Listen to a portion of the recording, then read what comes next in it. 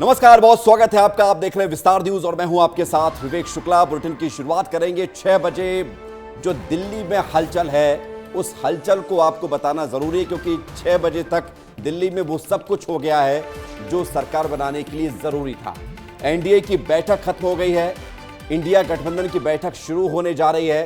लेकिन क्या कुछ हुआ है, आइए शुरुआत करते हैं बड़ी खबर से। और बड़ी खबर इस वक्त की ये है, लोकसभा भंग हो गई है। कैबिनेट की सिफारिश पर लोकसभा को भंग कर दिया गया है। 17वीं लोकसभा को राष्ट्रपति ने भंग किया है, ये इस वक्त की बड़ी खबर है।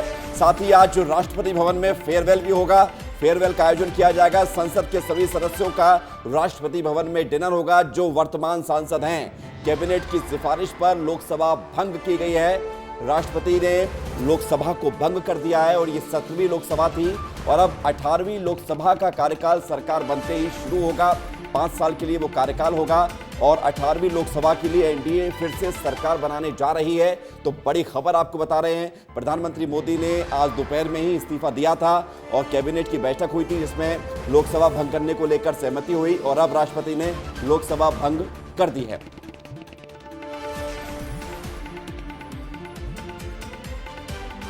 और बड़ी खबर मिल रही है जहां पर प्रधानमंत्री आवास पर चल रही है एनडीए की बैठक खत्म हो चुकी है। इस वक्त की बड़ी जानकारी, पीएम आवास पर चल रही है एनडीए की बैठक खत्म हो चुकी है। बैठक से निकले हैं नीतीश कुमार और चंद्रबाबू नायडू। नीतीश और नायडू ने अपने समर्थन की चिट्ठी भी सौंप दी है, ये भी खबर मिल रही है। पीएम मोदी के नाम पर एनडीए में सहमति बन चुकी है। कहीं कोई परेशानी एनडीए में नहीं दिख रही है। कंफर्टेबल मेजोरिटी के साथ एनडीए की सरकार बनने जा रही है। नीतीश कुमार, चंद्रबाबू नायडू निकल चुके हैं। ये बैठक की तस्वीर जरा फुल फ्रेम दिखाइए, क्योंकि इस बैठक में कौन कौन से लोग शामिल हुए थे ये भी जानना जरूरी है। तो प्रधानमंत्री मोदी, उनके बगल में बैठे चंद्रबाबू नायडू और उनके बगल में बैठे नीतीश कुमार। ये तस्वीर हम आपको दिखा रहे हैं। जेपी नड्डा भी हैं, राजनाथ सिंह भी हैं। नीतीश कुमार सबसे ज्यादा ये चेहरा इस वक्त राजनीति के केंद्र में बना हुआ है, क्योंकि नीतीश कुमार को लेकर चर्चाएं बहुत हैं। लेकिन इस बैठक की जो तस्वीरें सामने आई हैं उसके बाद ये तस्वीर, ये इंडिया गठबंधन के लिए झटका इसलिए है क्योंकि उम्मीदें अब इंडिया गठबंधन के लिए उतनी ही कम हो गई हैं जितनी इस बैठक में मजबूती एनडीए के लिए। आप देखेंगे जेडीएस के नेता भी हैं, जीतन राम मांझी हैं, अनुप्रिया पटेल हैं और तमाम सहयोगी दल, चाहे वो टीडीपी हो, जेडीयू हो। ये बैठक की तस्वीर हम आपको लगातार दिखा रहे हैं और इस बैठक में आप देखेंगे कि प्रधानमंत्री मोदी भी नजर आ रहे हैं। और सीधे रुक करते हैं प्रधानमंत्री आवास के पास हमारे सहयोगी खड़े हुए हैं, अमृत तिवारी, उनसे सीधे बात करते हैं। अमृत, बैठक खत्म हो चुकी है लेकिन जो तस्वीर आई है उस तस्वीर को देखने के बाद इंडिया गठबंधन की जो बैठक शुरू होने जा रही है उस पर चर्चा अब किस विषय पर होगी? फिलहाल इस बैठक को लेकर जानकारी दीजिए।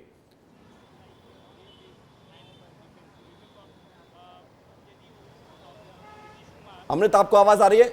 जी विवेक, अभी इस बैठक जो है वो ख़त्म हो चुकी है और अब इसमें आगे की कड़ी ये है कि एनडीए के जो गठबंधन के जितने भी घटक दल हैं वो उन्होंने के बीच एक सहमति बनी है। उन्होंने एक सहमति पत्र पे हस्ताक्षर किए और ये सहमति पत्र राष्ट्रपति भवन जाएगा और राष्ट्रपति भवन जाकर के एनडीए घटक के तमाम जितने नेता हैं वो वहाँ पे अपने जो है दावा पेश करेंगे सरकार बनाने को लेकर के। और इसके साथ ही जो है आपको बता दें कि यहाँ पे गतिविधियाँ लगातार चल रही हैं, लगातार हलचल जो है वो बनी हुई है। नेताओं के आने जाने का सिलसिला बना हुआ है। मैं रोक रहा हूं क्योंकि आपने जो बड़ी जानकारी दी है उस बड़ी जानकारी को दर्शकों को बता देते हैं। बड़ी खबर यह है कि शाम 7:45 बजे 7:45 पर राष्ट्रपति से मिलेंगे एनडीए के नेता। ये बड़ी जानकारी मिल रही है, सरकार बनाने का दावा पेश कर सकते हैं, ये बड़ी खबर है। और सभी नेताओं को 7:45 बजे का समय मिला है। 7 से 8 बजे के बीच जाना था, 7:45 बजे का समय तय किया गया, सूत्रों के हवाले से खबर है। और खबर यह भी है कि इस बैठक में जो सहमति बनी है प्रधानमंत्री मोदी के नाम को लेकर, एनडीए सरकार के दावे को लेकर, उस सहमति पत्र को भी सौंपा जा सकता है। एक बार फिर से अमृत की तरफ रुख करते हैं। अमृत, 7:45 बजे का समय सामने आ रहा है इस बैठक को लेकर, जहां पर एनडीए के नेता राष्ट्रपति से मुलाकात करेंगे। यानी कि एनडीए के लिए जो संकट के बादल बनाए जा रहे थे, ऐसा बताया जा रहा था कि संकट के बादल आ सकते हैं, क्या ये माने कि कहीं कोई परेशानी नहीं है?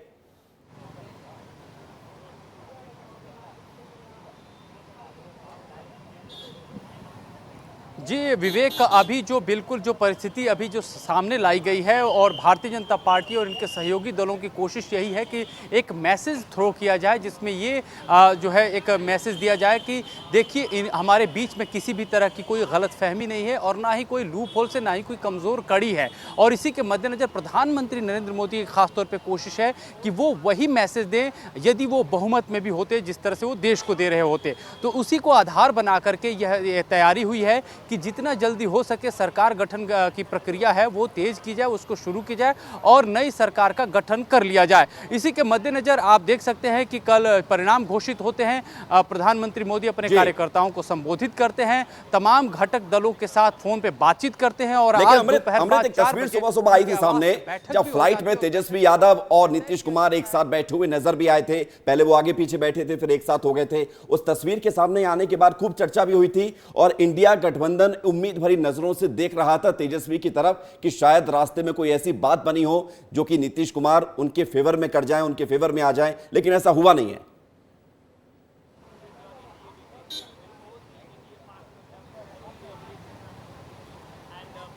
देखिए नीतीश, आपको विवेक माफ कीजिएगा, आपको बता दूं कि ये जो पूरा मामला जो फ्लाइट में बैठने से लेकर के और फ्लाइट मोड में जो कुर्सियां बदल गई उसको लेकर के कहा जा रही है एक गिमिक पॉलिटिक्स खेला गया है, वो है इंडिया गठबंधन की तरफ से। इंडिया गठबंधन को भी बाखूबी पता है कि अगर वो सिर्फ नीतीश कुमार को भी अपने साथ ले लेते हैं तो जो मैजिक फिगर है बहुमत का वहां तक तो बिल्कुल नहीं पहुंचेंगे, उनको और दलों की भी जरूरत होगी और दलों को, अन्य दलों को साधने की एक बड़ी कवायद उनके द्वारा एक बड़ा ही हरकुलियन टास्क होगा, मुश्किल भरा काम होगा। ऐसे में उनकी तरफ से ये जो कोशिश है एक तरह से गिमिक पॉलिटिक्स की है, जिसके जरिए एक कहीं ना कहीं एक माहौल बनाया जा सके। एनडीए में जहां तक बात है उनकी तरफ से भी इस बात की समझ है कि वो क्या जो है इस मामले में स्टेप ले सकते हैं। हाँ, एनडीए के जो घटक दल है वो बार्गेनिंग के मसले पे बीजेपी से हार्ड बार्गेनिंग जरूर कर रहे हैं और टीडीपी और जेडीयू इसमें सबसे ज्यादा है। चिराग पासवान भी अपनी जो है बात रखने की कोशिश कर रहे हैं। तो इन सब चीजों में देखेंगे तो यहाँ पे आकर के जो है बीजेपी थोड़ी बहुत कहा जाए कि लौटेंगे बनाया जा रहा है, आपके पास बने रहिए क्योंकि सियासी हलचल लगातार दिल्ली में बनी हुई है, आपके पास लौटेंगे। अब जरा आइए आपको यह भी बता देते हैं कि एनडीए के तमाम वो घटक दल जो आज एक बड़ी ताकत बनकर उभरे हैं, वो ताकत का राज क्या है।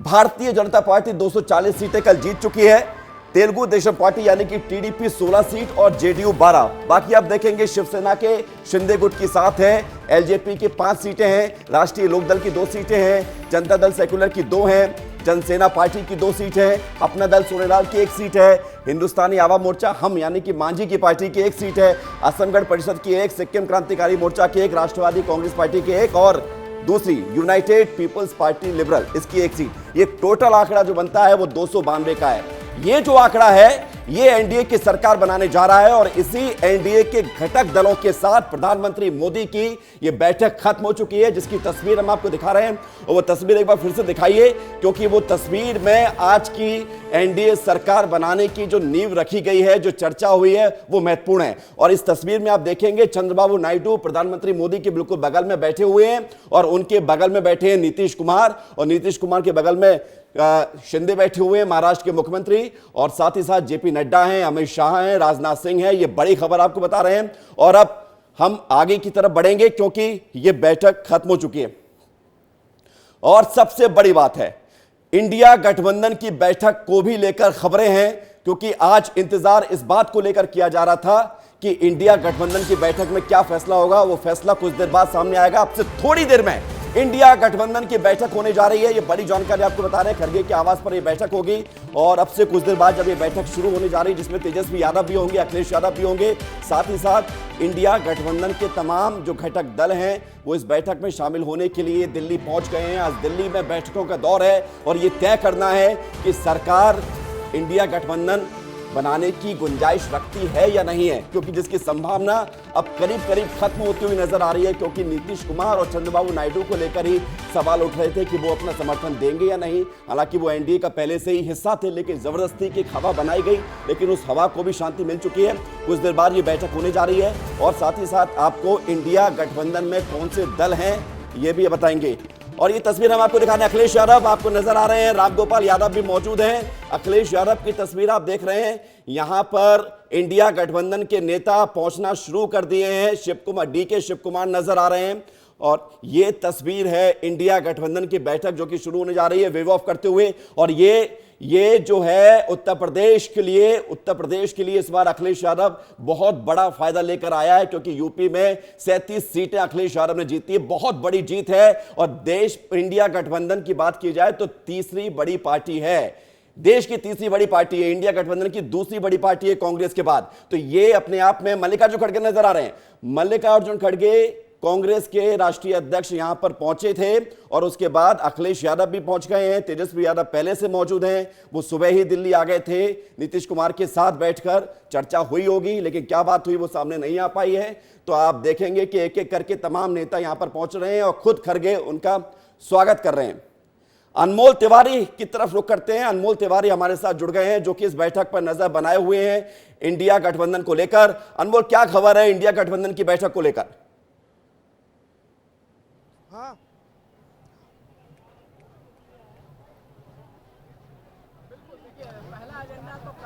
बिल्कुल। देखिए, मैं मल्लिकार्जुन खड़गे के घर के बाहर हूं और यहीं पर इंडिया ब्लॉक की बैठक हो रही है विवेक, और अब से कुछ ही देर में ये बैठक शुरू हो जाएगी और तमाम जो दिग्गज नेता हैं इंडिया ब्लॉक के वो यहाँ पर आ गए हैं। राहुल गांधी आ चुके हैं यहाँ पर, सोनिया गांधी आ चुके हैं यहाँ पर, के.सी. वेणुगोपाल जो कांग्रेस के राष्ट्रीय महासचिव, देखा कि किस तरीके से अखिलेश यादव और राम गोपाल भी यहाँ पर।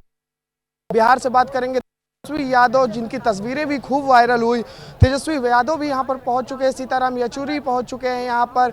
झारखंड से देखिए पूर्व मुख्यमंत्री की जो पत्नी है कल्पना सोरेन, वो भी यहाँ पर नजर आई हैं। तो इस तरीके से तमाम जो पार्टी इंडिया गठबंधन के घटक दल में शामिल है वो तमाम जो नेता हैं वो यहाँ पर पहुँच गए हैं। संजय सिंह, राघव चड्ढा आम आदमी पार्टी का यहाँ प्रतिनिधित्व करते हुए नजर आ रहे हैं। तो इस तरीके से ये बैठक यहाँ पर चल रही है। उमर अब्दुल्ला, अनमोल, क्या ये सामने आ पाया है? क्योंकि कल खड़गे और राहुल गांधी कह रहे थे कि हम कल आने वाली बैठक, यानी कि आज की वो जिक्र कर रहे थे कि आज सब कुछ तय कर लेंगे कि क्या करना है आगे, लेकिन उधर एनडीए तो सरकार बनाने जा रही है और उसकी तस्वीर भी सामने आ चुकी है, समर्थन पत्र भी तैयार है और सभी का सपोर्ट तैयार है 292 सीटों को लेकर। तो अब आज इसकी बैठक, आज इस होने वाली इस बैठक में क्या कुछ निर्णय होगा फिर?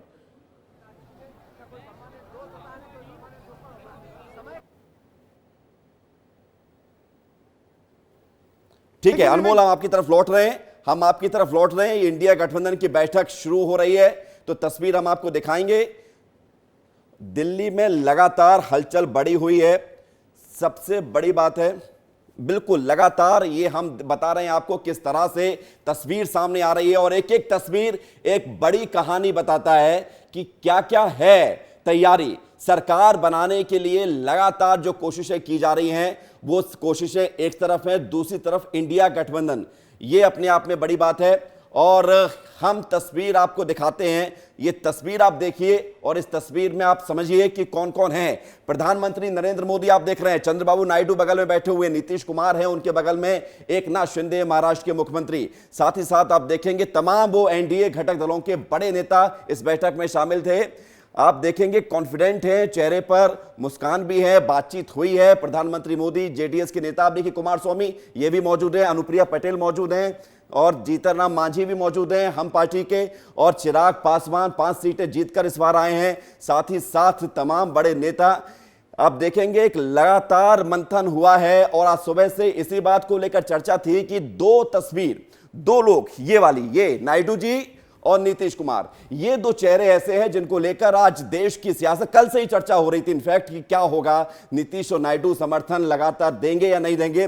लेकिन एनडीए की बैठक में चेहरों पर जो मुस्कान है वो ये बता रही है कि सब कुछ ठीक ठाक है और तैयारी हो चुकी है। 7:45 की शाम 7:45 बजे जब राष्ट्रपति भवन में जाकर राष्ट्रपति द्रौपदी मुर्मू से मुलाकात होगी, समर्थन पत्र सौंपा जाएगा और यह जानकारी दी जाएगी कि किस तरह से हम सरकार बनाने का दावा पेश कर रहे हैं। और हम आपको इंडिया गठबंधन की खबर भी बता रहे हैं, एनडीए की जो बैठक खत्म हो चुकी है ये भी बता रहे हैं। तस्वीर लगातार आपके सामने है, इस तस्वीर को आप देखेंगे, प्रधानमंत्री मोदी जिस कॉन्फिडेंस के साथ मुस्कुरा रहे हैं, हंस कर बात कर रहे हैं, इसका मतलब यह है कहीं कोई टेंशन नहीं होने वाली है। और आइए इंडिया गठबंधन की हम बात करते हैं, क्योंकि इंडिया गठबंधन भी लगातार बैठकें कर रहा है।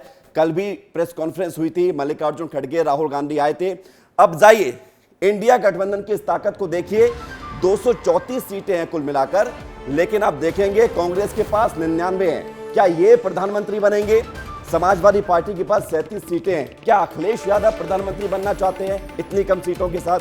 टीएमसी के पास 29 सीटें हैं। क्या ममता बनर्जी प्रधानमंत्री बनना चाहती हैं, या फिर डीएमके हो, या तमाम वो शरद पवार की पार्टी हो, या फिर बाला साहब ठाकरे की शिवसेना हो, यूबीटी जिसे कहा जाता है, या आरजेडी हो?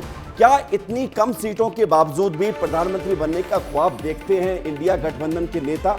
ये सवाल अपने आप में बड़ा है। और शायद आज जब 234 का आंकड़ा और एक तरफ 292 का आंकड़ा है, 234 का आंकड़ा होते हुए इतने तमाम राजनीतिक दलों के साथ मिलकर क्या सरकार बना पाना और चला पाना इस देश में संभव है, आसान है? पहले हुआ होगा, लेकिन मौजूदा वक्त में जब सामने एक बड़ी पार्टी है जिसकी अपने दम पर 240 सीटें हैं, क्या वो अच्छे से सरकार चलाएगी? ये अपने आप में एक बड़ा सवाल है। और इन सवालों के साथ इतने तमाम राजनीतिक दलों के नेता लगातार बैठक कर रहे हैं। और एक बार हम आपको अन्य पार्टी के ग्राफिक्स भी दिखाते हैं कि अन्य पार्टी यानी कि जो निर्दलीय हैं या छोटी छोटी पार्टियां हैं, वो किस तरह से यहां पर लगातार चर्चा कर रहे हैं। ये अपने आप में बड़ी बात है। ये 234 का आंकड़ा हमने आपको बताया है। तो तस्वीर आप देखिए, मल्लिकार्जुन खड़गे, उनके घर पर बैठक चल रही है। साथ ही साथ तमाम इंडिया गठबंधन के नेता मौजूद हैं। और आइए हम आपको लगातार जो तस्वीरें दिखा रहे हैं, ये सीधी तस्वीरें आ रही हैं खड़गे के घर के बाहर से। और आप देखेंगे मुख्यमंत्री पहुंचे हुए हैं स्टालिन, और यहां पर बैठक में हिस्सा लेने के लिए चर्चा कर। अनमोल हमारे साथ लगातार बने हुए। अनमोल, आप बताते जाइए, बोलते जाइए। अगर आप हमसे कनेक्ट हैं तो बताइए, जो तस्वीर हम देख पा रहे हैं, इन तस्वीरों में कौन कौन है, क्या माहौल है वहां पर, जरा बताइए।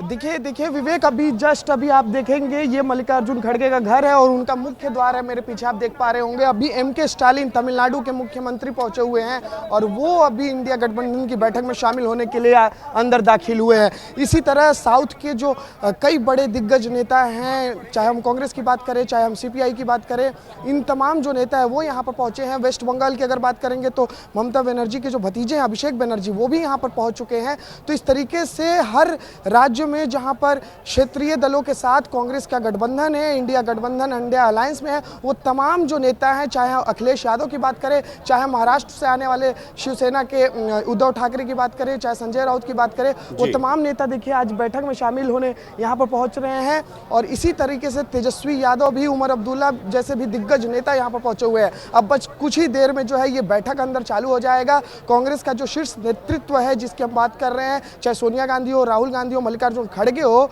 उन तमाम नेताओं के मौजूदगी में यह बैठक होगी और तय होगा आगे की रणनीति कि ये जो रणनीति क्या है। अनमोल, मैं यही आपसे समझने की कोशिश कर रहा हूं कि रणनीति किस विषय पर बननी है, क्योंकि सरकार एनडीए बनाने जा रही है और जो तस्वीर आई है उससे दिख नहीं रहा है कि कहीं कोई परेशानी एनडीए को है या मोदी को है।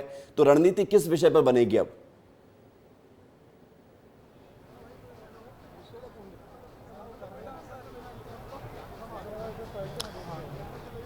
देखिए विवेक, रणनीति सिर्फ दो ही हो सकती है, या तो विपक्ष में बैठना, या तो दूसरा कि अब आज जब बैठक होगी तो ये साफ हो जाएगा कि आगे की क्या रणनीति होगी। क्योंकि देखिए अटकलें ये भी थी कि जो जदयू है और जो टीडीपी है उनसे भी बातचीत किया जाएगा, तो इस तरीके की भी अटकलें थी। लेकिन आज जब ये बैठक होगी तो इसमें जब बाहर निकलेंगे नेता तो ये तस्वीरें साफ हो जाएंगी कि इंडिया गठबंधन अब क्या करेगा। एक तरफ जहां भाजपा जो है दावा पेश करने जा रही है सरकार बनाने का, तो वहीं एक ये महा बैठक हो रही है इंडिया गठबंधन की, और ये भी दावा कर रहे हैं कि हम बहुमत के जो आंकड़े हैं उसके पास तक आने की कोशिश करेंगे। आज जब लौट रहा हूं मैं आपके पास, क्योंकि अगर ये इंडिया गठबंधन का दावा है कि बहुमत तक आने की कोशिश करेंगे तो उस दावे में दम दिखना चाहिए। वो दावा हवा हवाई नहीं होना चाहिए। और जिसके आश्रय ये दावा किया जा रहा है वो नीतीश और नायडू तो बीजेपी के साथ दिख रहे हैं। आप बने रहिए, आपके पास लौटेंगे ज्यादा जानकारी के साथ। लेकिन सवाल इस बात को लेकर है कि जो दावे का जिक्र अनमोल कर रहे हैं मल्लिकार्जुन खड़गे के बाहर जो रिपोर्टिंग करते हुए तमाम वहां पर नेता पहुंच रहे हैं, आखिर वो उस दावे में कितना दम है? क्योंकि कहा यही जा रहा है कि नीतीश कुमार और चंद्रबाबू नायडू अगर हट गए तो मोदी जी के लिए मुश्किल हो जाएगी। तो हम आपके पास ये फॉर्मूला लेकर आए हैं, नीतीश कुमार के बिना भी नमो सरकार बन सकती है। कैसे? 292 एनडीए के पास है, 12 सीटें जेडीयू अगर कम हो जाती, नीतीश कुमार दूर हो जाते हैं, तो 280 सीटें फिर भी एनडीए के पास बचती हैं और ये बहुमत से 8 सीट ज्यादा हैं। इसलिए बता रहे हैं। और अगर नीतीश कुमार नहीं भी रहते हैं तो भी सरकार बनाने में दिक्कत नहीं है। अब नायडू के बिना नमो सरकार कैसे बनेगी ये भी आप देख लीजिए। 292 सीटें एनडीए के पास है, 16 सीटें अगर टीडीपी वाली यानी कि तेलुगु देशम पार्टी की कम हो जाती हैं तो भी 276 सीट बचती है। 4 सीटें ज्यादा होती है गठबंधन के लिए जो एनडीए के पास है, जो सरकार बनाने की जरूरत है 272, तो यानी कि सरकार बनाने में दिक्कत फिर भी नहीं आती है। अब अगर नीतीश और नायडू दोनों दूर हो जाएं, ये अपने आप में एक बड़ा सवाल है और यहां पर बीजेपी फंस सकती है। लेकिन अगर कहा जाए कि फंस के निकल नहीं सकती, ये संभव नहीं है, क्योंकि 292 में अगर जेडीयू और टीडीपी की दोनों की सीटें घटा दी जाएं, 28 जो होती हैं, तो 264 होता है, यानी कि 8 सीटें बहुमत से दूर हो जाती हैं। अब वो 8 सीटें कैसे मिल सकती हैं, जरा अगली प्लेट चलाइए, क्योंकि 8 सीटों पर मिलने वाली संभावना है वो इधर है। वाईएसआरसीपी रेड्डी की पार्टी आंध्र प्रदेश में 4 सांसद जीत कर आई है, ये समर्थन दे सकती है। शिरोमणि अकाली दल इससे पहले भी एनडीए का गठबंधन में शामिल रही है, तो 1 सीट वहां से मिल सकती है, तो 5 सीटें ये हो गई। अब 3 सीट चाहिए। 3 सीट के लिए 5 अलग अलग जो पार्टी से सांसद हैं, जो किसी दल में नहीं है, ना इंडिया में है ना एनडीए में है, उनका सपोर्ट मिल सकता है, उनका ना भी मिले। लेकिन इंडिया गठबंधन में 5 पार्टियों के एक सांसद हैं। ये छोटे छोटे राजनीतिक दल हैं। क्या इनमें से 3 सांसद नहीं बीजेपी को सपोर्ट कर सकते? बिल्कुल कर सकते हैं। संभावनाओं से इनकार नहीं किया जा सकता भारतीय राजनीति में। लिहाजा यहां पर सवाल इस बात को लेकर भी है कि 7 सांसद निर्दलीय भी हैं, और 7 सांसद निर्दलीय हैं तो ये भी अपनी भूमिका रखते हैं और ये भी किसी को सपोर्ट कभी भी कर सकते हैं। और इसलिए ये कहा जा रहा है कि लगातार नमो सरकार बनेगी, इसकी संभावना में इनकार नहीं किया जा सकता। और ये हमने आपको फॉर्मूला बताया है, किस तरह से फॉर्मूला है। और बड़ी खबर यह है कि लगातार चर्चाएं चल रही हैं। और ये आप 2 तस्वीर आप देखिए। एक तस्वीर है इंडिया ब्लॉक की, जिसकी बैठक अभी अभी शुरू हुई है। दूसरी तस्वीर है एनडीए गठबंधन की जो बैठक हुई, जो खत्म भी हो चुकी है। समर्थन पत्र तैयार हो चुका है, राष्ट्रपति से मिलने जा रहे हैं, जिसमें एकनाथ शिंदे से लेकर नीतीश कुमार, चंद्रबाबू नायडू, साथ ही साथ कुमार स्वामी, अनुप्रिया पटेल और तमाम राजनीतिक दल जो एनडीए के घटक दल हैं, जिन्हें अलायंस कहा जाता है। और ये प्री पोल अलायंस हैं, ऐसा नहीं है कि चुनाव के बाद अलायंस किया गया हो।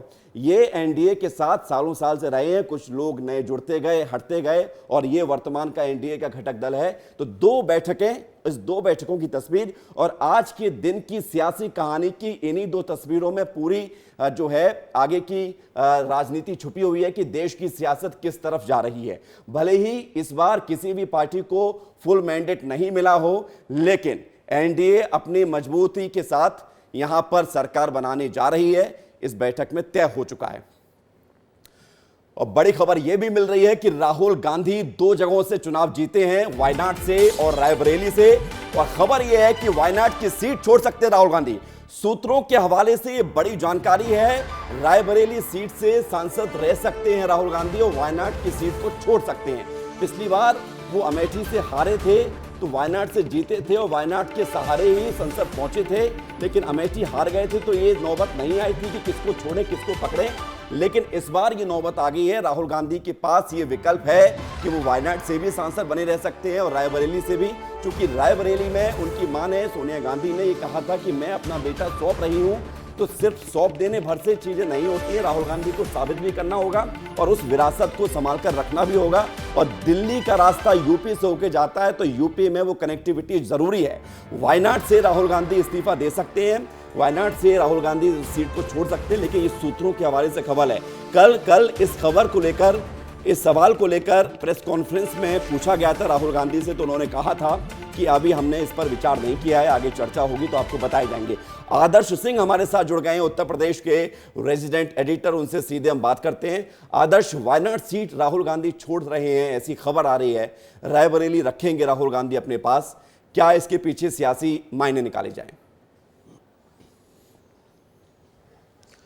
देखिए बिल्कुल जिस तरीके से यूपी में कांग्रेस को बढ़त मिली है, साथ ही साथ इंडिया गठबंधन को बढ़त मिली है, उससे कहीं न कहीं मनोबल बढ़ा है कांग्रेस पार्टी का। और ये भी जानते हैं कि यूपी से ही दिल्ली का रास्ता जाता है, तो ऐसे में अगर यूपी में वो मजबूत होते हैं, यानी राहुल गांधी यहाँ पर रहते हैं, राहुल गांधी के साथ तमाम दूसरे बड़े कांग्रेसी नेताओं का यहाँ पर आना जाना लगा रहेगा, तो ऐसे में उनको ये उम्मीद है कि कहीं न कहीं यूपी के अन्य ज़िलों में जो उनका काडर खोता गया था, जो उनके कार्यकर्ता चले गए थे, उनको मजबूत करने में, उनको वापस लाने में मदद मिलेगी। और इसी वजह से रायबरेली सीट को लेकर चर्चा है कि वो यहाँ पर रह सकते हैं और वायनाड सीट छोड़ सकते हैं। माना ये भी जा रहा है कि इसके साथ साथ प्रियंका गांधी वाड्रा भी लगातार अमेठी में किशोरीलाल शर्मा के साथ मेहनत करेंगी, ताकि वहाँ के लोगों को जो भरोसा, जो विश्वास दिलाया गया था कि वहाँ पर गांधी परिवार उनके साथ में रहेगा, तो उस चीज़ का भी इस्तेमाल किया जाएगा। माना ये भी जा रहा है कि संगठन को मजबूत करने के लिए कई बड़े फेरबदल भी कांग्रेस पार्टी में, यानी उत्तर प्रदेश कांग्रेस कमेटी में किए जा सकते हैं। तो निश्चित तौर पर ये तमाम कारण है जिसकी वजह से राहुल गांधी रायबरेली सीट को रिटेन कर रहे हैं, और खासतौर पर हिंदी भाषी बेल्ट में भी इसका बड़ा। लेकिन आदर्श, मुझे याद आता है कि जब वो वायनाड गए थे, चुनाव जीते थे 2019 में, उनसे एक सवाल किया गया था, उन्होंने कहा था कि उत्तर प्रदेश के लोग राजनीति को उतना नहीं समझते हैं। इस बात को लेकर विवाद भी खूब हुआ था। ऐसा लगा था कि यूपी छोड़ने के बाद उन्होंने यूपी के लोगों से किनारा कर लिया है। अब यूपी से फिर से जीते हैं, तो फिर से क्या वो प्यार, वो लगाव यूपी की जनता वो समझ पाएगी? हालांकि प्यार लगाव जनता की तरफ से तो दिया गया है, लेकिन पूरे यूपी के परिप्रेक्ष्य में देखें तो जो उनका कमेंट था, जो बयान था, उस पर खूब विवाद उस समय हुआ था 2019 में। बिल्कुल, और कल की जब हमने प्रेस कॉन्फ्रेंस देखी तो उसमें प्रियंका गांधी वाड्रा ने ये भी कहा कि यूपी वालों का विशेष तौर पर धन्यवाद, उनका हृदय से धन्यवाद। यानी ये मैसेज कहीं ना कहीं जो राहुल गांधी के लिए नुकसान कर गया था उस समय पे, और उस मैसेज को एक तरीके से साफ करने के लिए, या यूँ कहें कि यूपी पर दोबारा ज़्यादा मेहनत करने की कोशिश के तहत ये बात कही गई है। और निश्चित तौर पर उस बात का ध्यान यूपी के लोगों ने रखा था, और इसी वजह से कांग्रेस को विधानसभा चुनाव में, 2022 के विधानसभा चुनाव में भी बड़ा नुकसान हुआ था। और अब कहीं ना कहीं एक बार फिर से बिहार, यूपी, झारखंड, उत्तराखंड, ऐसे जो हिंदी भाषी राज्य हैं, वहां पर ज्यादा मेहनत या संगठनात्मक तरीके से ज्यादा काम करने की कोशिश करेगी कांग्रेस। ठीक है, बहुत शुक्रिया आपका आदर्श, हमारे साथ जुड़ने के लिए और तमाम जानकारी के लिए। तो राहुल गांधी, लगातार खबर यह है कि वायनाड से वो सीट छोड़ सकते हैं, लेकिन सवाल इस बात को लेकर है कि रायबरेली में अगर राहुल गांधी रहेंगे तो फिर क्या वायनाड की जनता उनसे खफा नहीं हो जाएगी? खैर, ये सोचना उनका काम है। हम वापस आज की सियासत पर आते हैं, क्योंकि आज जो तस्वीरें सामने आ रही हैं ये आपको देखना इसलिए जरूरी है कि एक तरफ एनडीए सरकार बनाने जा रही है, दूसरी तरफ ये तस्वीर जहां पर अखिलेश यादव आपको नजर आ रहे हैं। और अखिलेश यादव की अगर बात की जाए तो समाजवादी पार्टी को इस चुनाव में बहुत बड़ा फायदा हुआ है, क्योंकि 2019 में सिर्फ 5 सीटें जीतने वाली समाजवादी पार्टी, जो कि बीएसपी के साथ मिलकर चुनाव लड़ी थी, बुआ भतीजे साथ आए थे, इस बार समाजवादी पार्टी ने फिर से यूपी के 2 लड़के वाली कहानी याद की। और 2017 विधानसभा में तो फेल हो गए थे, लेकिन इस बार पास हुए हैं 2024 के लोकसभा चुनाव में, और समाजवादी पार्टी को 37 सीटें मिली हैं। देश की तीसरी बड़ी पार्टी के तौर पर उभरी है समाजवादी पार्टी। 2 तस्वीरें आपके सामने, एनडीए की बैठक जो खत्म हो चुकी है और इंडिया की बैठक जारी है। और इस बीच एक बड़ी खबर आ रही है, प्रधानमंत्री मोदी को चुना गया है एनडीए दल का नेता। ये बड़ी खबर आपको बता रहे हैं, एनडीए दल के नेता के तौर पर प्रधानमंत्री मोदी के नाम पर मुहर लग चुकी है। एनडीए की बैठक में फैसला लिया गया है, यानी कि सारी तस्वीर साफ हो रही है। प्रधानमंत्री मोदी की राह में अब कोई अड़चने नहीं है, और पीएम मोदी एक बार फिर से तीसरी बार शपथ लेंगे। और सबसे बड़ी बात है कि एनडीए के नेता के तौर पर उन्हें चुन लिया गया है। बड़ी खबर आपको बता रहे हैं, एनडीए की बैठक में यह बड़ा फैसला लिया गया है, यानी कि तीसरी बार फिर से एनडीए के नेता होंगे प्रधानमंत्री मोदी।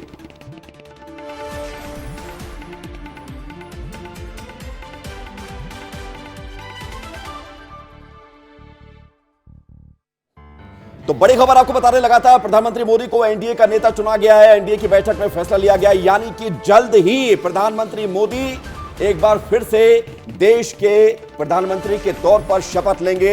18वीं लोकसभा के प्रधानमंत्री बनेंगे नरेंद्र मोदी।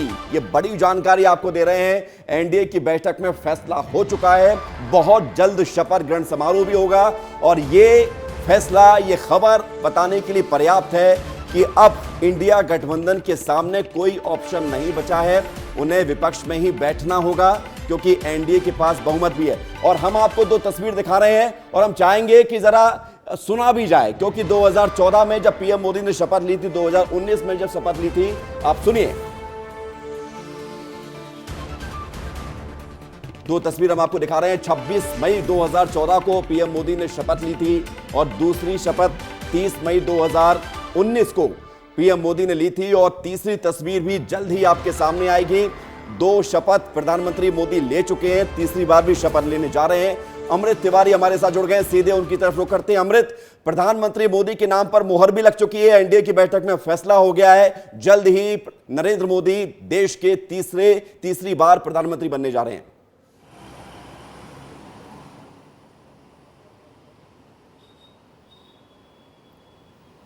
जी बिल्कुल विवेक, प्रधानमंत्री मोदी को लेकर के जितनी भी अभी तक की अटकलें थी इंडिया गठबंधन की ओर से, वो पूरी तरह से अब ख़त्म है। एनडीए में उन्हें जो है दल का नेता चुन लिया गया है और जैसे ये तय हुआ कि राष्ट्रपति भवन जा कर के समर्थन पत्र सौंपा जाएगा और सरकार बनाने का दावा पेश किया जाएगा, उसके साथ ही तय हो गया था कि प्रधानमंत्री मोदी जो है एनडीए के जो दल के जो है वो नेता, उन्हें चुना जाएगा। अब ये साफ है कि प्रधानमंत्री मोदी तीसरी बार बतौर प्रधानमंत्री शपथ लेंगे और पंडित नेहरू की बराबरी करेंगे और दूसरे देश के प्रधानमंत्री बनेंगे जो लगातार 3 बार अपना कार्यकाल पूरा करेंगे। बिल्कुल, लेकिन अमृत, इस बार नरेंद्र मोदी के लिए प्रधानमंत्री पद तक पहुंचना आसान तो था, नारा भी 400 पार का था, लेकिन एनडीए का सहारा लेना पड़ रहा है।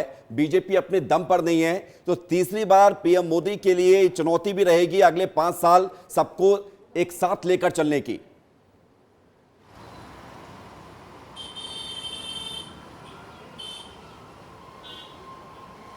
जी बिल्कुल विवेक, प्रधानमंत्री मोदी के लिए निजी तौर पर यह एक नया अनुभव होगा और उनके सामने एक नई चुनौती भी होगी, क्योंकि जब वो गुजरात में भी सीएम थे तो बिना किसी समर्थन के उन्होंने अपनी सरकार चलाई थी और उसके बाद जब प्रधानमंत्री 2014 में बने तो उनके पास कंप्लीट मेजॉरिटी थी, 2019 में भी कंप्लीट मेजॉरिटी थी और वो लगातार ताबड़तोड़ फैसलों के लिए जाने जाते रहे। अब ये देखना है कि जब गठबंधन धर्म निभाना पड़ेगा उसमें उनकी कोशिश और कवायद क्या रहने वाली है। हालांकि अभी तक जो उनके जो काम करने स्टाइल है वो पुराना ही दिख रहा है। जैसे ही रिजल्ट आया उसके बाद ही उन्होंने ताबड़तोड़ बैठकों का दौर शुरू किया, एनडीए के घटक दलों के नेताओं के साथ उन्होंने फ़ोन पे बातचीत की और ठीक अगले दिन यानी कि आज ही उन्होंने एनडीए के तमाम दलों के साथ बैठक कर ली है। बैठक के साथ ही काम सहमति भी बना ली है और इसके बाद जो है सरकार नई सरकार के गठन के जो है दावा पेश करने के लिए भी जा रहे हैं। यानी कि अभी जो ट्रैक है वो प्रधानमंत्री का जैसे कि ताबड़तोड़ काम करने का रहा है वही चल रहा है। हाँ, अंतर यह है कि अब उन्हें जो ख्याल जो है अपने सहयोगियों का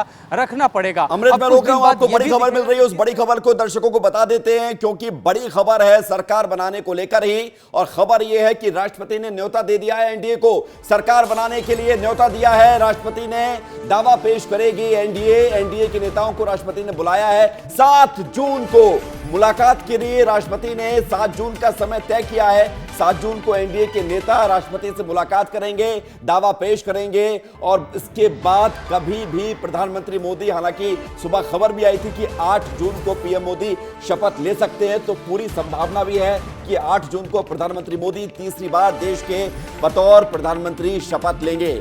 आज ही उन्होंने इस्तीफा दिया है और अभी वो पद पर बने रहेंगे जब तक वो तीसरी बार शपथ नहीं ले लेते हैं। अमृत हमारे साथ लगातार बने हुए हैं। अमृत, राष्ट्रपति ने समय दे दिया है 7 जून का, यानी कि 7 जून के बाद कभी भी तीसरी बार मोदी सरकार इस देश में।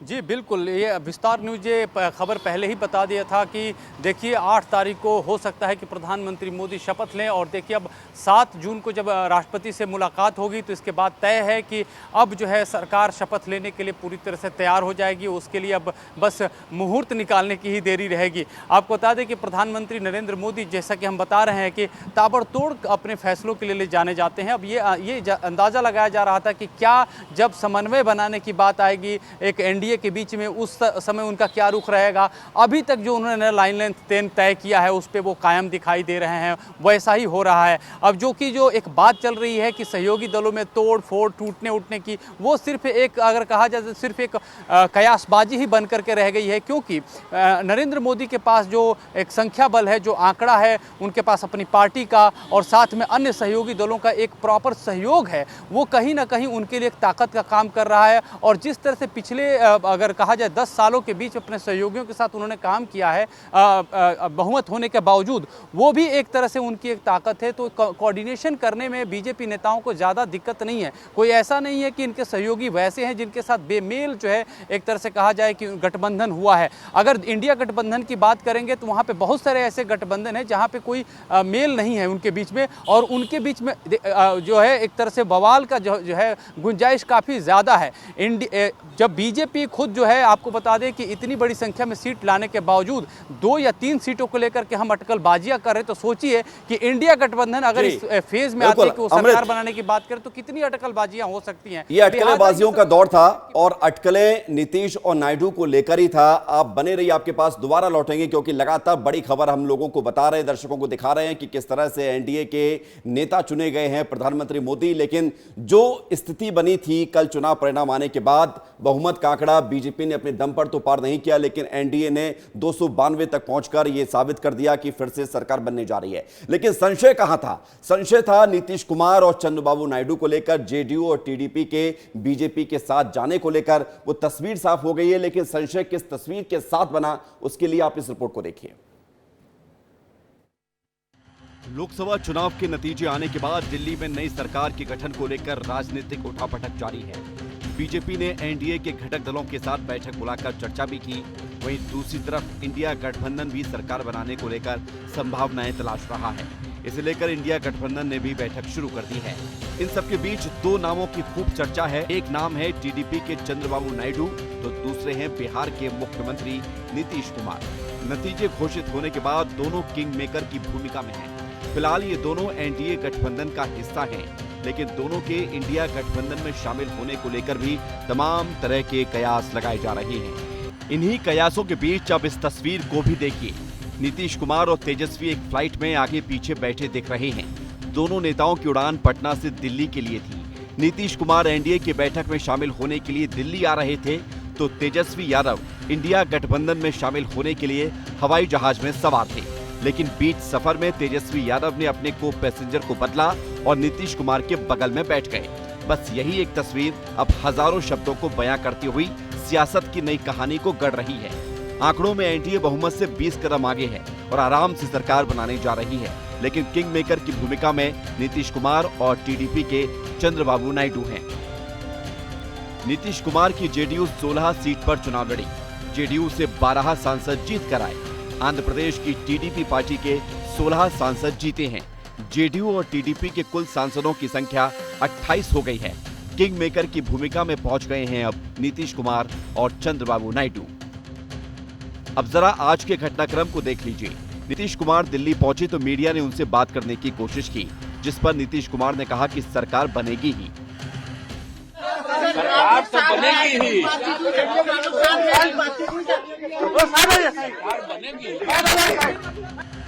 उधर आंध्र प्रदेश में विधानसभा चुनाव में 135 सीटें जीतकर टीडीपी सरकार बना रही है।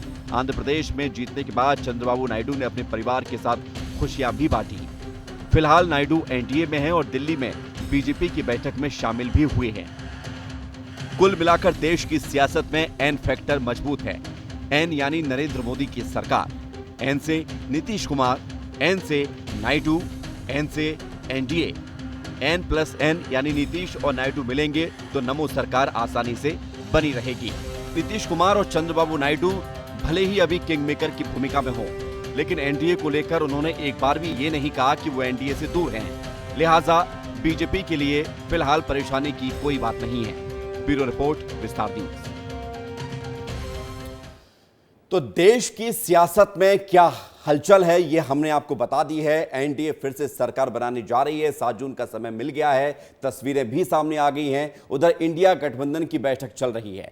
अगर हम मध्य प्रदेश की बात करें, यहां से कांग्रेस का सूपड़ा साफ हो गया। क्लीन स्वीप कर दिया है बीजेपी ने कांग्रेस का। लेकिन 29 में से 29 सीटें कांग्रेस पहले ही गंवा देती 2019 में। अगर छिंदवाड़ा, जो लगातार कमलनाथ का गढ़ रहा है, वहां से कांग्रेस फिर से नहीं जीतती, लेकिन इस बार वो भी हो गया। तो छिंदवाड़ा कैसे कांग्रेस हारी, कैसे विवेक बंटी साहू यहां से सांसद बन गए नकुलनाथ को हराकर, इनसाइड स्टोरी क्या है उसके पीछे, इस रिपोर्ट को आप देखिए।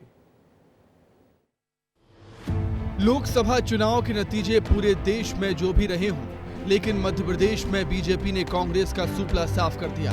पूरी की पूरी 29 सीटों पर बीजेपी ने कब्जा कर लिया है। मध्य प्रदेश कांग्रेस को सबसे बड़ा झटका छिंदवाड़ा लोकसभा सीट पर लगा, क्योंकि कांग्रेस का गढ़ मानी जाने वाली छिंदवाड़ा में बीजेपी का कमल खिल गया। छिंदवाड़ा से कांग्रेस के प्रत्याशी और कमलनाथ के बेटे नकुलनाथ को बीजेपी प्रत्याशी विवेक बंटी साहू ने 1,13,558 वोटों से हरा दिया। नकुलनाथ की हार के बाद कमलनाथ ने क्या कुछ कहा, सबसे पहले आपको वो सुनाते हैं। छिंदवाड़ा की जनता जो फैसला करती है मुझे स्वीकार है। अब आपको बताते हैं कि आखिर छिंदवाड़ा को कांग्रेस और कमलनाथ परिवार का गढ़ क्यों कहा जाता है। कमलनाथ परिवार का सदस्य ही यहाँ से सांसद रहा है। 1980 में कमलनाथ पहली बार सांसद बने। कमलनाथ 9 बार सांसद चुने गए। अलकानाथ भी छिंदवाड़ा से सांसद रही। नकुलनाथ 2014-2019 में सांसद रहे। छिंदवाड़ा सीट से दूसरी बार बीजेपी जीती है। 1997 में बीजेपी से सुंदरलाल पटवा जीते थे। अब आपको उन विवेक बंटी साहू के बारे में बताते हैं जिन्होंने नकुलनाथ को हराया है। छिंदवाड़ा से बीजेपी जिला अध्यक्ष रहे हैं विवेक बंटी साहू। कमलनाथ के खिलाफ 2 विधानसभा चुनाव हारे, 2019 का उपचुनाव और 2023 का चुनाव लड़े। जीत के बाद विवेक बंटी साहू ने क्या कुछ कहा, वो भी सुनिए। आज छिंदवाड़ा ने इतिहास रचा है और छिंदवाड़ा मोदी जी के गरीब कल्याण, जन कल्याण और जो मोदी जी का सपना है विकसित राष्ट्र का, तो छिंदवाड़े की जनता ने उसमें पूरा अपना महत्वपूर्ण योगदान दिया है। और छिंदवाड़े की जनता ने भारी बहुमत, भारी मतों के साथ भारतीय जनता पार्टी को विजयश्री दिलवाई है। मैं छिंदवाड़े के जनता जनार्दन का आभार व्यक्त करता हूँ, उनका धन्यवाद व्यक्त करता हूँ। हार जीत के फैक्टर भी आपको बताते हैं कि आखिर विवेक बंटी साहू क्यों जीते। संगठन की मजबूती, छिंदवाड़ा को लेकर बीजेपी की रणनीति, दिग्गज नेताओं के ताबड़तोड़ दौरे, बंटी साहू की सामाजिक क्षेत्र में सक्रियता। नकुलनाथ क्यों हारे वो भी आपको बताते हैं।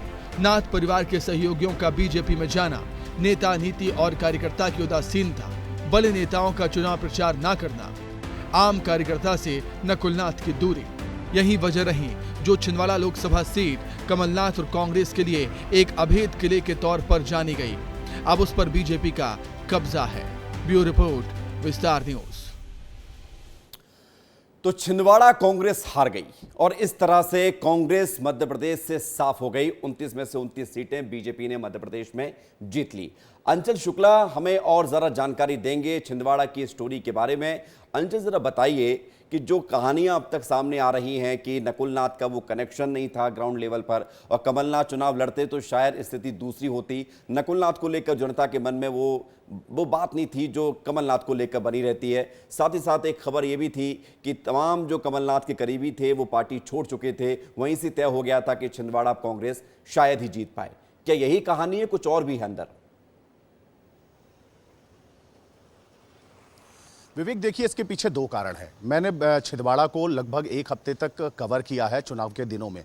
घर का भेदी ही लंका ढाता है। आप समझिए कि जो चुनाव कार्य में लिप्त रहा करते थे, चुनाव निपटाते थे और जो चुनाव जिताते थे, जिसको कहते हैं मैनेजमेंट और प्लानिंग जो लोग करते थे, वो सारे लोग भारतीय जनता पार्टी में चले गए और ये वहाँ की जनता देख रही थी। और भारतीय जनता पार्टी की अंत्योदय तक पहुँचने वाली जो नीतियाँ थी उसका लाभ छिंदवाड़ा की जनता को जिस तरीके से लगातार मिलता रहा।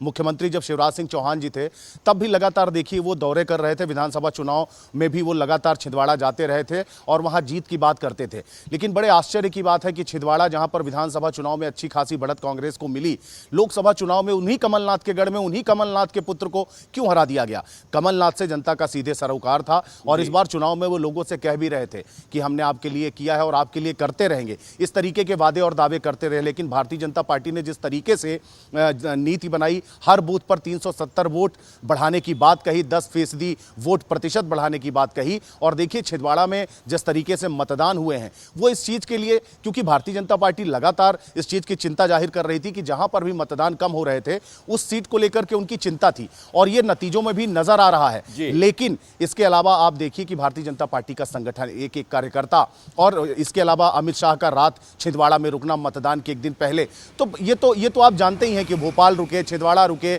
जहां भी रुके हैं वो विधानसभा चुनावों में भी वो रात जहां भी रात रुके हैं उन सीटों पर भारतीय जनता पार्टी ने अपना परचम लहराया है। बिल्कुल, और यही कारण रहा है कि यही रणनीति काम करके गई है छिंदवाड़ा में और यही वजह है कि छिंदवाड़ा इस बार बीजेपी ने अपने हाथों में ले लिया। बहुत शुक्रिया आपका हमारे साथ जुड़ने के लिए और तमाम जानकारी के लिए। जो छिंदवाड़ा हारने की कांग्रेस की इनसाइड स्टोरी हम आपको बता रहे थे। एक सीट और ऐसी ही है इंटरेस्टिंग, वो है छत्तीसगढ़ की, क्योंकि छत्तीसगढ़ में बीजेपी क्लीन स्वीप करती लेकिन एक सीट ने उसको रोक दिया। 11 में से 10 सीट बीजेपी जीत गई लेकिन कोरबा हार गई।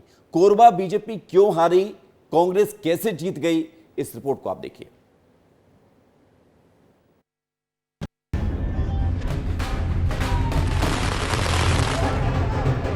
छत्तीसगढ़ में लोकतंत्र के महापर्व यानी लोकसभा चुनाव की पिक्चर क्लियर हो चुकी है।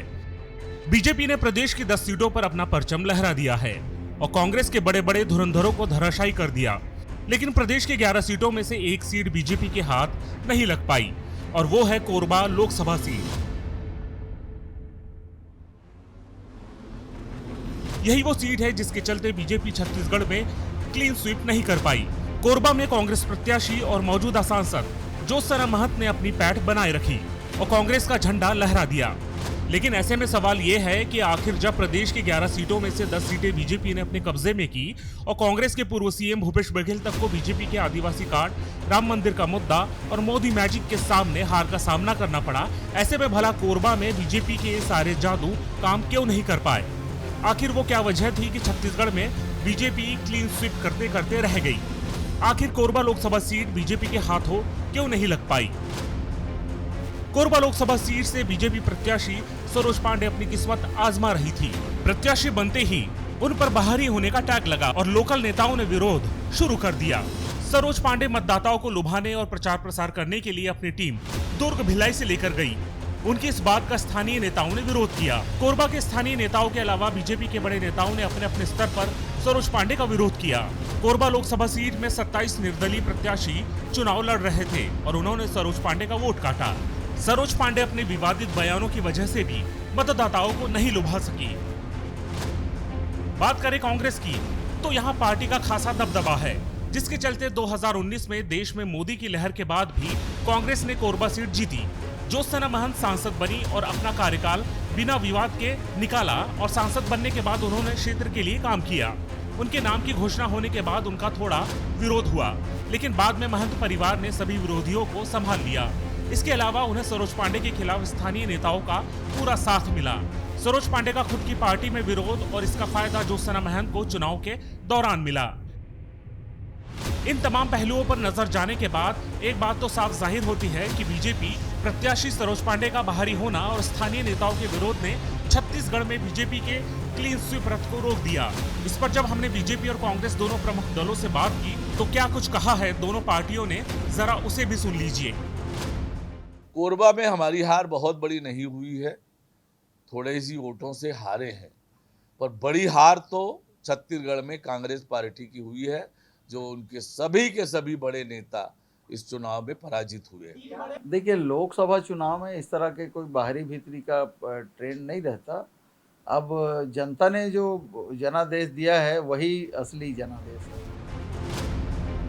छत्तीसगढ़ में बीजेपी ने कांग्रेस के अच्छे धुरंधरों को धराशायी कर दिया, लेकिन पार्टी प्रदेश में एमपी की तरह क्लीन स्वीप करते करते रह गई।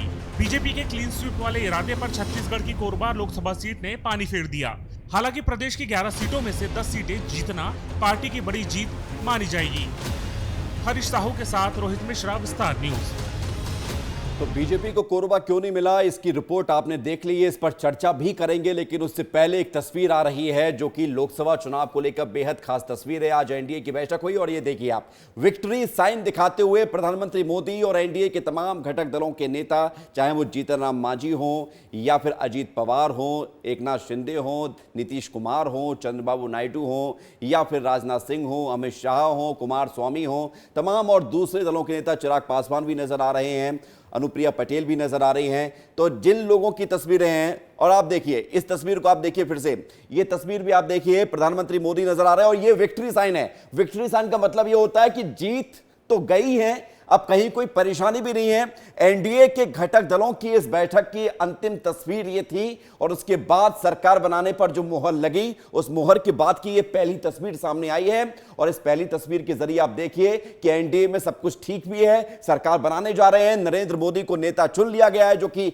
बीच में बिल्कुल अलग नजर आ रहे हैं। उनके साथ साथ जितने भी एनडीए के तमाम घटक दल हैं, चाहे वो चंद्रबाबू नायडू, सबसे ज्यादा चर्चा इन्हीं दोनों की है और आप देखेंगे दोनों साथ में रहे, बैठक में भी साथ में रहे और प्रधानमंत्री के मोदी के बगल में रहे। और इस तस्वीर में भी आप देखेंगे कि चंद्रबाबू नायडू मोदी के बिल्कुल बगल में है और उनके बगल में नीतीश कुमार हैं। तो यह तस्वीर बहुत कुछ कहती है और इस तस्वीर के यहां पर सामने आने के बाद एक बात तय है कि एनडीए जो सरकार बनाने जा रही है वो आपने देखा है कि किस तरह से तैयारी हुई है और बैठकें हुई हैं। सबसे खास बात यह है कि अब जब विक्ट्री साइन की तस्वीरें आ चुकी हैं, उसके बाद सारे शक और सारी ऐसी स्थितियां जो बन रही थी, शंका के बादल जो थे, वो सब खत्म हो चुके हैं। हम बात कर रहे थे कोरबा की, छत्तीसगढ़ की, कि कोरबा आखिर बीजेपी क्यों नहीं जीत पाई। हमारे साथ रवि मिरी जुड़ गए हैं, सीधे उनसे बात करते हैं रायपुर से। रवि, जरा बताइए, क्लीन स्वीप करते करते एक बार फिर से बीजेपी रह गई। 2014 में मौका था लेकिन उस वक्त दुर्ग रह गया था, दुर्ग का दुर्ग ढाने में बीजेपी फेल हुई। इस बार कोरबा, देखिए कोरबा इसलिए क्योंकि कोरबा कांग्रेस का गढ़ रहा है। चरण दास महंत जो छत्तीसगढ़ में नेता प्रतिपक्ष की भूमिका में है और कोरबा लोकसभा क्षेत्र से लगातार वो सांसद रहे और कोरबा सीट के आसपास जितने भी विधानसभा सीटें आती है वहां से लगातार कांग्रेस के नेता चुनाव जीतते रहे हैं। इस हिसाब से आकलन किया जा रहा है कि कांग्रेस का गढ़ कोरबा है और यहां से चुनाव जीतना बीजेपी के लिए काफ़ी मुश्किल रहा। और दूसरी बड़ी बात ये रही कि राज्यसभा सांसद रही सरोज पांडे वहां दुर्ग से वो कोरबा पहुंची थी, तो उसको बाहरी प्रत्याशी बताया गया और कांग्रेस ने इसको जमकर प्रचार किया। इसी कारण से वहां पर बीजेपी को अपनी पैठ बनाने में मुश्किल का सामना करना पड़ा और रिजल्ट भी प्रधानमंत्री नरेंद्र मोदी और अमित शाह जैसे बड़े बड़े दिग्गज नेताओं के बिलासपुर संभाग में प्रचार करने के बाद भी यहाँ पे हार का सामना करना पड़ा। तो दो चीज़ है, एक तो कांग्रेस का गढ़ है और दूसरा बाहरी प्रत्याशी बताया गया सरोज पांडे को। जी, लेकिन प्रधानमंत्री मोदी लगातार प्रचार भी करते रहे, अमित शाह भी यहां आए थे, उन्होंने ये बड़ी बात कही थी कि आप सरोज पांडे को जिता दीजिए, बड़ा नेता हम बना देंगे। यही बात उन्होंने जो है विष्णुदेव साय को लेकर भी कही थी। विष्णुदेव साय को उन्होंने मुख्यमंत्री बना दिया, फिर भी जनता को यकीन नहीं आया अमित शाह की बात पर, ऐसा क्यों? देखिए अमित शाह जहां जहां लोकसभा चुनाव के दौरान चुनावी सभा किए उन सीटों पे लगातार कांग्रेस पार्टी को हार का सामना करना पड़ा। लेकिन कोरबा की बात इसलिए खास हो जाती है क्योंकि कोरबा में बाहरी प्रत्याशी का जो नारा चढ़ा था वो नारा बहुत ज़्यादा वहां कांग्रेस ने प्रचार किया, इसीलिए अमित शाह को भी बोलना पड़ा कि इनको जिताइए। उन्होंने भरोसा जीतने की कोशिश की आम जनता की कि अगर सरोज पांडे को जिताते हैं तो आने वाले समय में जब केंद्र में एनडीए की सरकार बनेगी तो सरोज पांडे को बड़ा पद दिया जाएगा। उसके बावजूद भी कोरबा की जनता ने बीजेपी को नकार दिया, ये बीजेपी के लिए एक बड़ा नुकसान रहा। लेकिन एक बात कहने से पीछे नहीं हटना चाहिए क्योंकि जी रवि पूरी बात कर लीजिए।